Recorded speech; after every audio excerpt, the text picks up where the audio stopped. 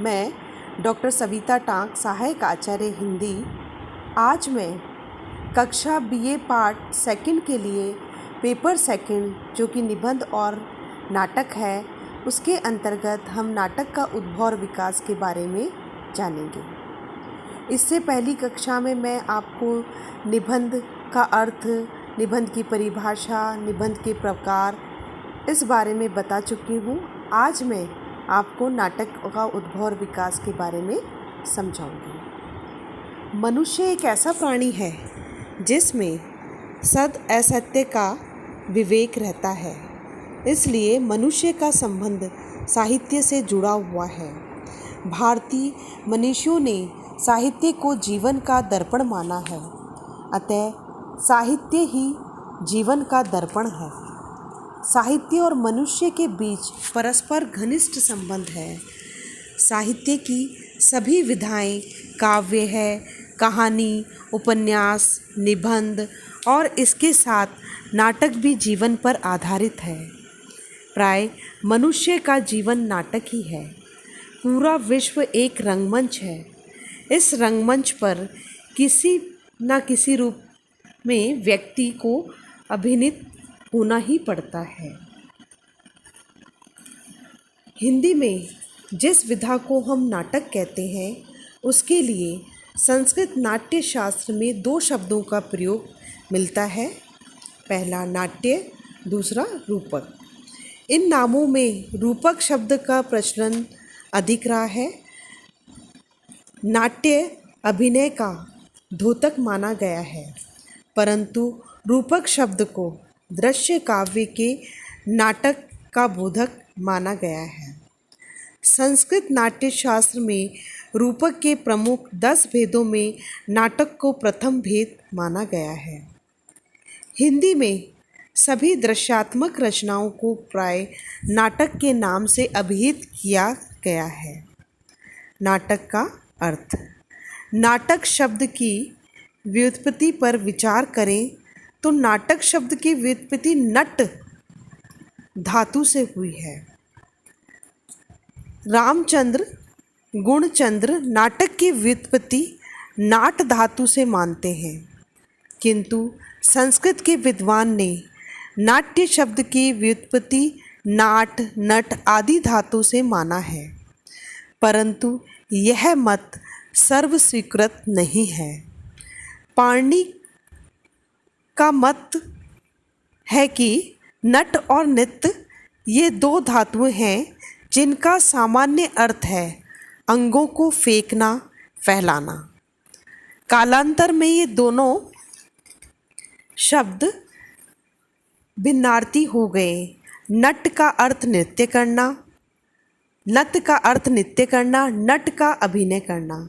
इस प्रकार नाटक और नाट्य में इन दोनों प्रकार के प्रत्यय भेद के अतिरिक्त कोई अंतर दिखाई नहीं देता।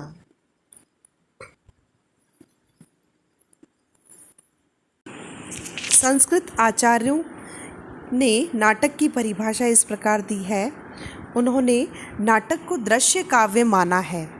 दोनों का मुख्य उद्देश्य आनंद प्राप्ति माना है। दोनों का गौण उद्देश्य उपदेश, व्युत्पत्ति और विधि निषेध के रूप में माना है।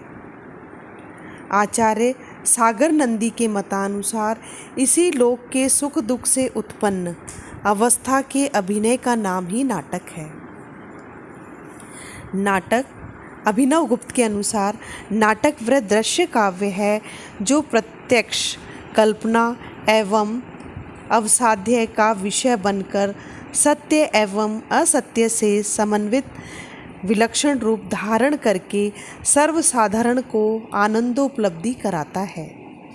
आचार्य भरत मुनि नाटक को कथावस्तु के विषय में अपना मत स्पष्ट करते हुए कहते हैं, देवता, मनुष्य, राजा एवं महात्माओं के पूर्ववत की अनुकृति को नाटक कहते हैं, लेकिन आचार्यों ने उनके दिए गए नाटक के लक्षण पर आपत्ति जताई है।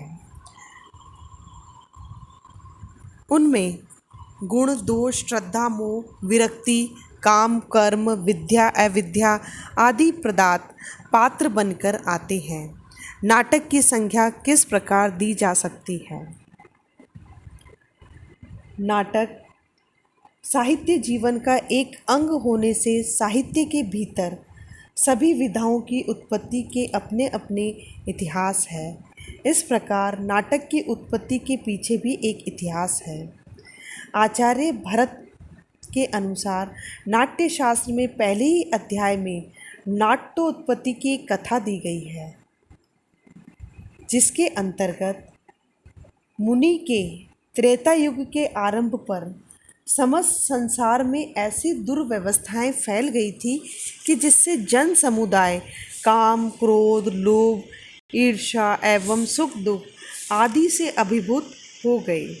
इसे देखकर देव, दानव, गंधर्व, यक्षक और महारोगी ने जम्बू द्वीप पर आक्रमण कर अधिकार प्राप्त किया। उस समय इंद्र तथा अन्य देवता ब्रह्मा के पास गए। उन्होंने सारी परिस्थितियां सुनाकर सभी वर्गों के लोगों के लिए किसी सामूहिक उत्सव की रचना करने की प्रार्थना की, जिसे नाट्य का रूप दिया गया।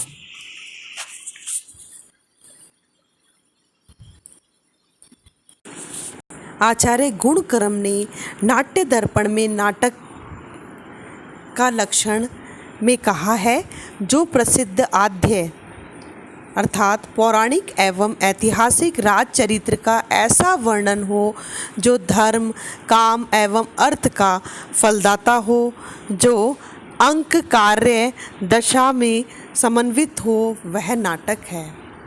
इसी क्रम में आचार्य विश्वनाथ ने साहित्य दर्पण में नाटक को स्पष्ट करते हुए बताया है, नाटक वह रचना है जिसकी कथावस्तु रामायण आदि एवं इतिहास में प्रसिद्ध हो, जिसमें विलास, समृद्धि आदि गुण तथा अनेक प्रकार के ऐश्वर्यों का वर्णन हो, जहाँ सुख दुख की उत्पत्ति दिखाई जा सके, अनेक रसों का समावेश हो सके, जिनमें 5 से 10 अंक हो, जिसका नायक पुणादि हो, में प्रसिद्ध वंश में उत्पन्न धीरोदात्त, प्रतापी, गुणवान कोई राष्ट्री या दिव्यालोक पुरुष हो, जहाँ श्रृंगार अथवा वीर प्रधान हो तथा अन्य रस अंगभूत हो। इसी निर्वहन संधि अत्यंत अद्भुत हो, जिसमें 4-5 पुरुष प्रधान कार्य संपादन में व्याप्त हो, उसे हम नाटक की संज्ञा देंगे। नाटक दृश्य काव्य विधा है, जिसकी सफलता का परीक्षण रंगमंच पर होता है और रंगमंच युग विशेष की जन रुचि और तत्कालीन आर्थिक व्यवस्था के आधार पर निर्मित होता है। रंगमंच के व्यवस्थापकों एवं कलाकार को नाट्य रचना के साहित्यिक एवं कलागत मूल्य के साथ साथ रंगमंच के संस्थापकों की रुचि का ध्यान रखना पड़ता है। अतः नाटक का स्वरूप प्रत्येक युग में परिवर्तित होता रहता है। हमारे देश में संस्कृत के साहित्यिक नाटकों का अभिनय राजप्रसादों तक सीमित था। इस कारण जन रुचि से दूर होने के कारण उसमें अधिक परिवर्तन नहीं हो पाया।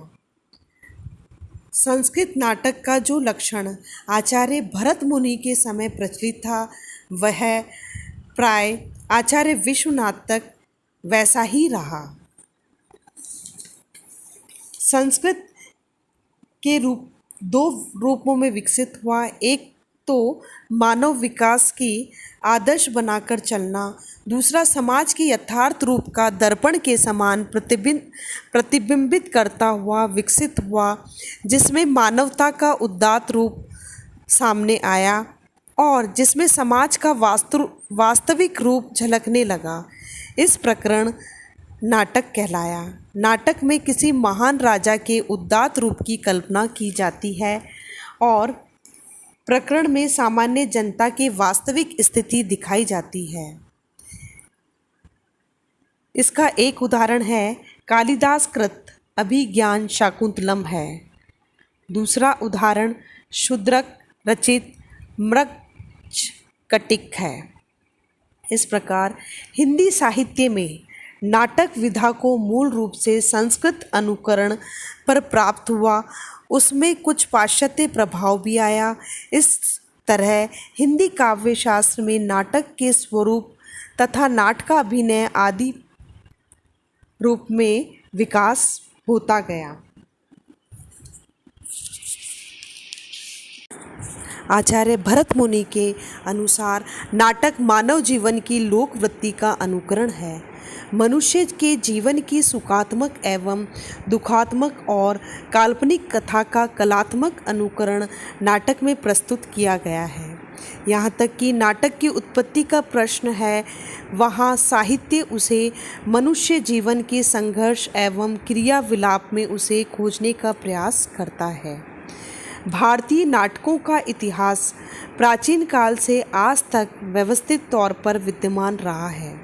भाषा की दृष्टि से हिंदी नाटक का प्रारंभ एवं समय के विषय में विविध विद्वानों के विचार एवं मतांतरों आज भी हमारे सामने मौजूद हैं। इसलिए नाटक एक नाट्यशास्त्र को वास्तविक प्रेरणा संस्कृत नाट्य साहित्य में देखने को मिलती है।